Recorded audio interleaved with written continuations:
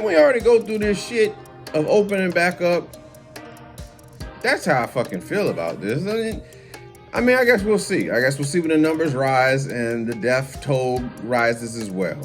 But I don't feel that comfortable yet about this vaccine. I have yet to take the vaccine. At this moment, I just don't know. Family members, my parents have taken the vaccine. They seem okay for now. My best friend, his family, they've I think, yeah, they've had the vaccine too. But I don't know. I just still have some thoughts. You know what I mean? I just still have some thoughts about this fucking vaccine. But I mean, states opening up. How about we hold our damn horses and see what the fuck is going on? Do we understand everything about this vaccine? So I think what the notion is that when we take this vaccine, we're not gonna get shit. I don't know enough about it to say. You know, I'm not gonna speak on anything that I don't fucking know about. What I do know is that I don't know enough. So, I mean, the idea of opening back up, you know, Texas or Mississippi, them opening up, you know, like ain't shit wrong, is beyond me, and it's a bit alarming. Like, you know, you're brave as shit if you go to the strip club with no mask on, and just all kind of shit just floating in the mist. And yeah, it's a lot of shit. I feel like there are a lot of things that need to be assessed before we consider opening back up. You know what I mean? Like, I mean, they're trying to say I'm thinking maybe by next year we have some form of normalcy. But I know for me, I'm still wearing that goddamn mask at the airport and around certain people. I might even go show up at events in the mask and get ready. Mortal Kombat niggas. That's what it is. Sub-Zero. Got the blue on, Sub-Zero. I'm in the mist with the mask. The Miss Mask. New character, fucking Sailor Moon. Fuck, what's the nigga name? Tuxedo Mask? Miss Mask. That's what it'll be. But yeah, I'm not so in all seriousness, I'm not so sure about opening up like the states just yet. I think we should wait this shit out. I think we should honestly, I feel this is the deal. I mean, it shoulda, coulda, woulda. I feel like we should have stayed our asses in the house. And unless you really did have to work. I mean, I know people got business. It's easier for me to say that because my job didn't get knocked off. You know what I'm saying? But this is just my feelings, again, from my perspective, that I feel like we should have stayed inside just a little while longer. And our president at the time should have been more enforcing these the mask procedures and all these things that would keep some people alive. You know what I'm saying? And we didn't. We did a lot of things that we had no business doing, and we thought we were bold. He tried to show people that he didn't need to wear the mask after having corona, standing out there in front of the plane looking like he damn near wanted to pass out. And but 4-5, you know, what I call him, Teflon Don is out now. So it's Mean Joe Green, Joe Biden's problem now. So we'll see what he wants to do. They just approved another vaccine. I still don't know, dog. Still don't know.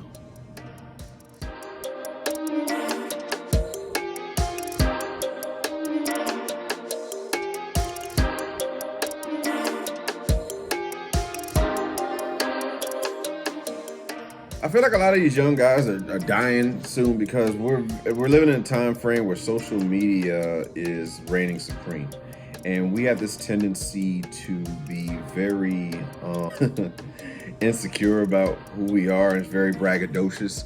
So I got to show you what I got. Now these things that we're dealing with right now is that location is on a lot of these things that where people are posting, like God Bless the Dead, Pop Smoke. Pop Smoke was about to be a very big artist coming out of New York with drill music, right? And Pop Smoke happened to be on Instagram, and he showed his location where he was, just happened to be in like the IG live thing or whatever stream that he had, and whoever that was that wanted to get him while he was out in LA, they was able to find him, and they did what they did to him. It's unfortunate, man, because he was. If you listen to his music, I give a lot of the new artists a lot of shit, man. But it's certainly some stuff that I fuck with, and there's some shit that I don't fuck with. But of that, Pop Smoke is in the fuck with, and like the likes of NBA YoungBoy, Lil Baby, The Baby. I used to I ain't no bullshit. I'll be one of the people that say I used to listen to Terry, what me and my boys call him, Sega Genesis 6ix9ine, Sakashi Teriyaki 6ix9ine.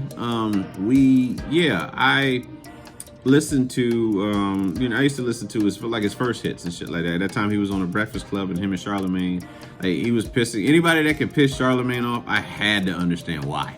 He was getting under his skin, but that's the same reason that leads me to this point. Charlemagne was talking about he's going to get himself killed because these motherfuckers are trolls.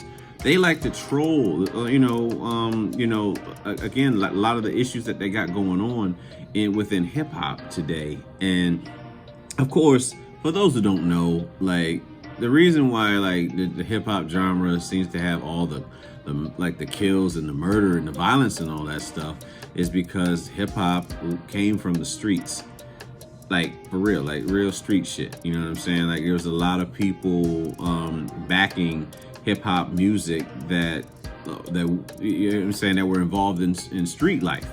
So that is why ultimately you have that's why violence is so bad and what people consider in hip hop, because it's aligned itself with the streets, and the streets can be very violent. And if you're part of that, now there were a lot of labels that you got to understand. Hip hop is still very young. Hip hop is like a teenager in a sense. Well, I ain't say a teenager, but hip hop is definitely, it's like probably from a success standpoint, it's probably like a reaching 30. Of course hip hop's been out longer than 30 years, but like, as far as what I would consider it, where it is in that stage of life and of success and all that, it's probably about 30, where we're trying to figure, all right, what are we gonna do? What are we didn't party a little bit, we came out there, but when hip hop first came out, nobody was fucking with it. They didn't believe in it. They didn't think this shit was gonna last. So certain people wouldn't put their money behind it. But who would invest in hip hop?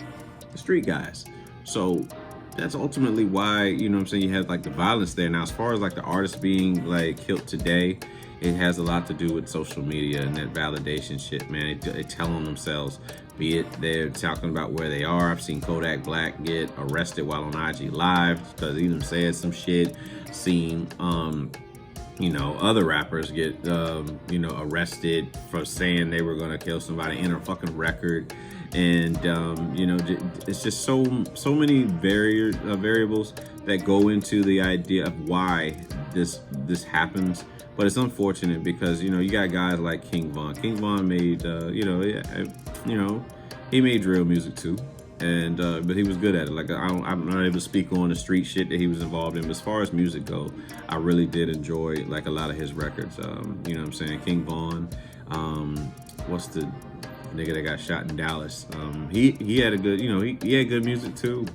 And Pop Smoke, Mr. Smoke, he's got some records too, man. It's just sad to see these young brothers. I don't really see women getting killed in hip hop, young women getting killed, nothing like that. At least that's not reported. Let's just say that. But you don't really hear about young. You see all the young brothers getting killed in hip hop, man, and really they are talented. There are some talented individuals out there. So I just feel like hip hop's gotta straighten the fuck up. They gotta stop playing around with this shit, like this gun life and all this stuff, and the street life. These motherfuckers will come see you. And I just hope that, the ones that are in the industry right now, the young ones, between the ages of like 16 to 25, that's the core. Rap is a young man's game. So those guys pretty much control the airwaves right now. A lot of the trap they call it trap music stars, you know, so hopefully they're able to see the error of like how things have been going so that they can be around, man. You know, we want you around for you, you know, like to continue to make more music, learn from the likes of Tupac, Big, all of that.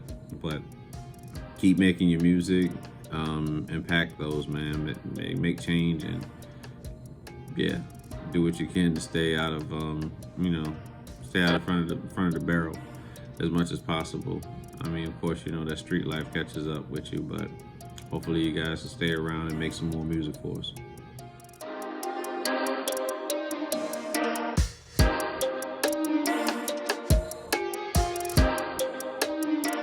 I definitely have felt that, you know, I've been affected by like edginess or anxiety and nerves.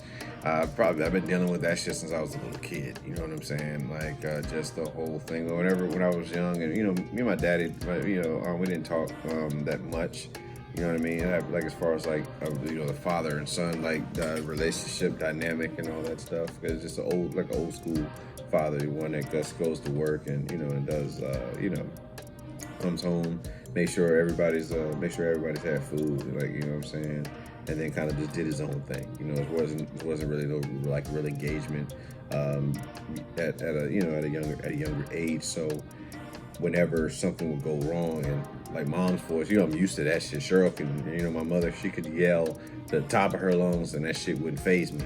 But let my dad, hey, you know, something like that, I cry like a little bitch. You know what I'm saying? And it just that kind of it's like, because I don't really you know, I'm not really sure who this individual, you know, understand who this individual is. So for me to like to hear that voice, it's just like, you know, I'm a little kid, so hearing that deep voice and is yelling at you, like you're feeling like you did something, you know, you've done something wrong, and yeah, you really don't know how to come back from it. But it was, you know, those moments.